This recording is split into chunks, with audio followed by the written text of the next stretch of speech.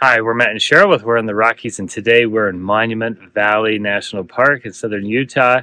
On our channel, we like to give you tips to help you have a successful trip to the West. This morning, right now, we are watching a sunrise, but we are on a 3-day Monument Valley trip, and we are going to take you along our journey, show you all the things to do and some of the things we learned.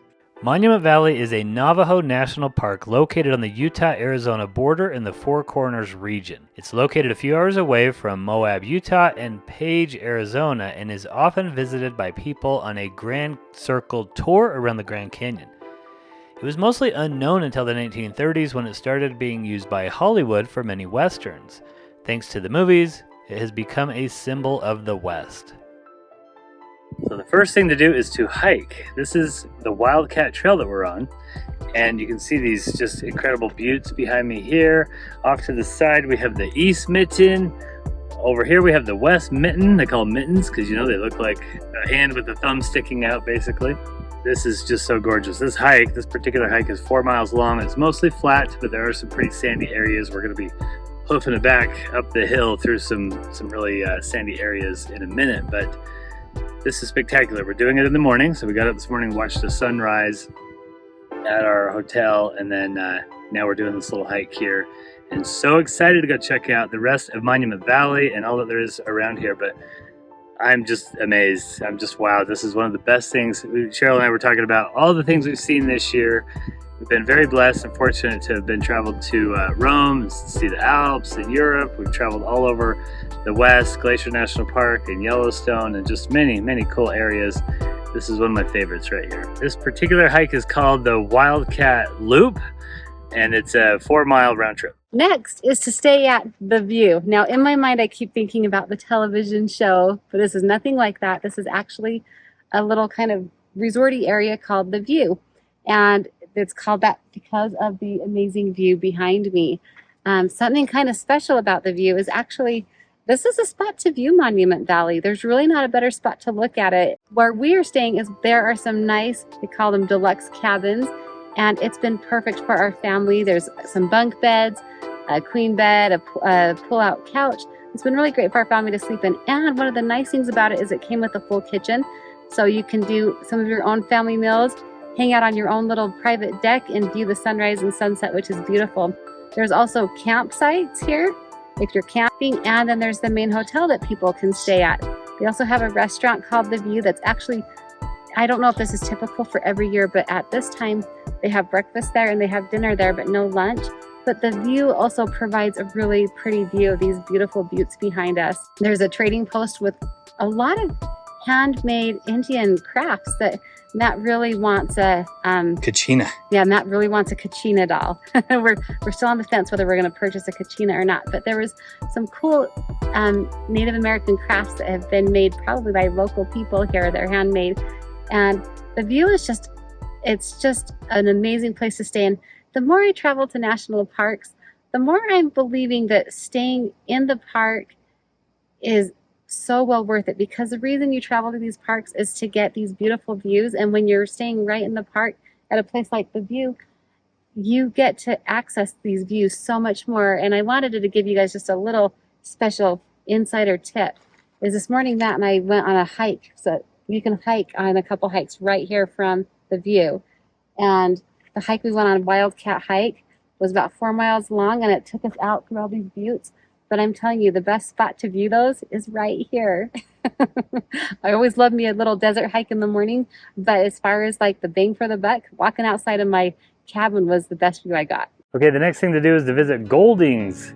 Goulding's is kind of a little complex that's just outside of the park, of Monument Valley Park. It was set up by a guy named Goulding. He and his wife were here and set up a little place here on the edge of the park. And in the 1930s, during the Great Depression, they really tried hard to get more commerce coming here. So what they did is they went to Hollywood, kind of pitched the idea of using Monument Valley as a place to shoot films.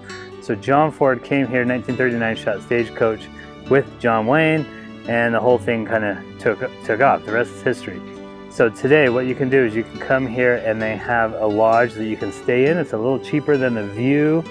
Again, it is a little bit outside of the park, so it's a little farther away from the formations, but still wonderful views off in the distance there. A little cheaper. It does have a pool, and the one at the View does not have a pool. There is also a dining room here, so it's the Stagecoach dining room. You can come here. We had some Navajo tacos, and Cheryl got a salad, chicken fingers, and chicken strips and fries, things like that. So that's kind of a popular thing to do. From our understanding, this is a better restaurant than the one at the View, which is inside the park. Although we ate breakfast at the View, so we haven't eaten dinner or lunch there. But our understanding was this was a little better. Also here, there's something called the Trading Post. So it's actually used to be a trading post, but today they've converted it into a museum. So you can go in there and check out some of the Hollywood history of the area. Let's see, what else do they have? They have a gift shop that you can buy some handmade, authentic Indian art stuff and crafts and things like that. And then right behind me here is something called the John Wayne Cabin. Now, John Wayne did not actually stay in this cabin while he shot his movies here in Monument Valley. They call it the John Wayne Cabin because it was actually an exterior, or the exterior was used in one of his movies. That he walked into that door. It was his house in the movie. The movie was She Wore a Yellow Ribbon. But then when he got inside, they used a different inside set. So just the exterior was used. This is actually a potato cellar for Goulding's wife. But kind of a popular little thing to do around here, the Goulding complex. Come get a bite to eat, shop, look at the museum, look at the cabin here.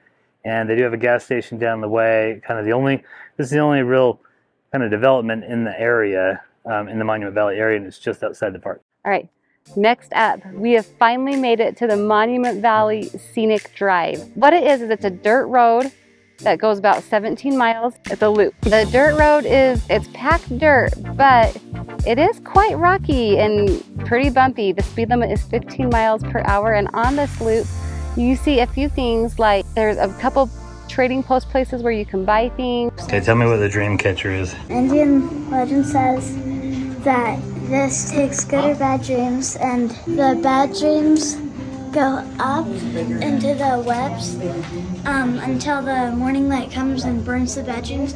But the good dreams go up to here and save it for the next night, so you can have a better dream for the next night. But up there it doesn't burn because. And where does it go? So it goes down through the web into the feathers. So that you can have it again? Yeah. And you learned all this on your own? I read a tag. There's some horseback rides, and of course, all of this beautiful scenery. And I wouldn't say it's crowded out here, but this is the most cars I've seen the whole trip. There are quite a few people out here on this drive.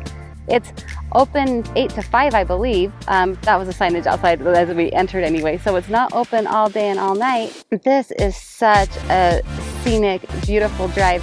So Matt's been saying he's been wanting to see this because of the movie Stagecoach. I've been wanting to see this because of the movie Cars. Our little boys loved this when they were younger, and we always thought it'd be cool to actually come here, and we're finally here, and it has not disappointed. It is just beautiful.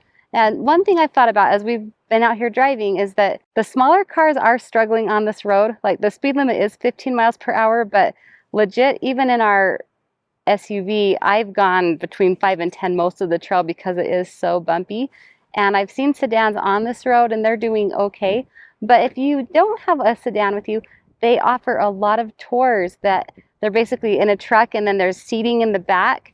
And we're actually going on a sunset tour tonight, but that would be a great option to see all this cool stuff if you weren't comfortable taking your car, or of course rent an SUV if you're doing a big southern Utah road trip. Okay, the next thing to do is to get your picture taken at John Ford Point. This is a very famous spot here. A lot of people think it's called John Wayne Point because you want to get on the horse and look like John Wayne, bring your cowboy hat, okay? And then you can pay them to actually get on the horse and take a photo right here at the point. It's actually called John Ford Point after the director of the movies, but you need to get your iconic John Wayne moment here by hopping on the Spirit of John Wayne right here and get your picture taken.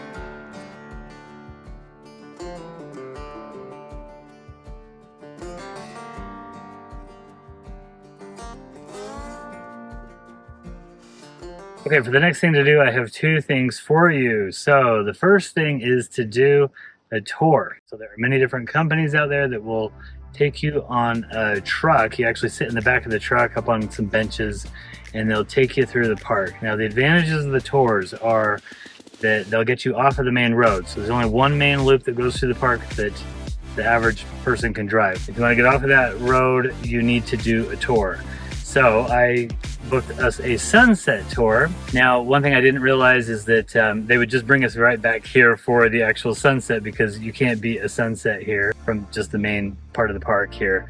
But it was really cool because they got us off into these other areas that look very different than these buttes here. You get back into some places where there's some arches.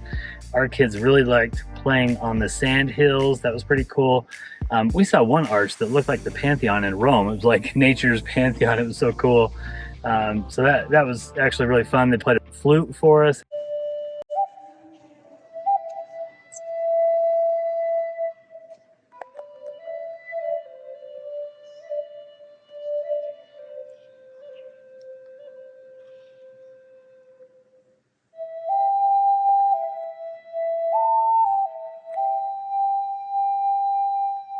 They took us into some Navajo homes. And so anyway, a tour can be very good that way. And if you have a car, a tour might be nice too, so you're not tearing up your car. You get out on that dirt road and you're doing so in the truck and all that. So we liked the tour. They are a little spendy, maybe, at least for us with a family of 6, it was a little spendy, but we did like the tour.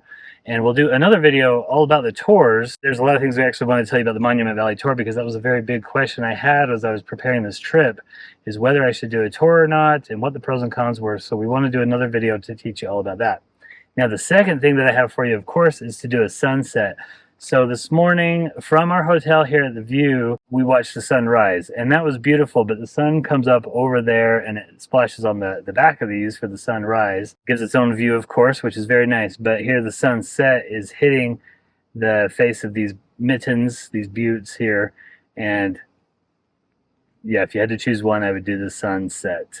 The sun is setting, and the next thing to do is to subscribe to our channel. We cover so many locations in the West, including the beautiful national parks of Bryce, Zion, Arches, Yellowstone, Teton Glacier, and so many more, that if you enjoyed this, please subscribe and follow us. And we have trip planners, we have blog posts, everything you need to help you have an amazing trip to the West. Thanks for watching.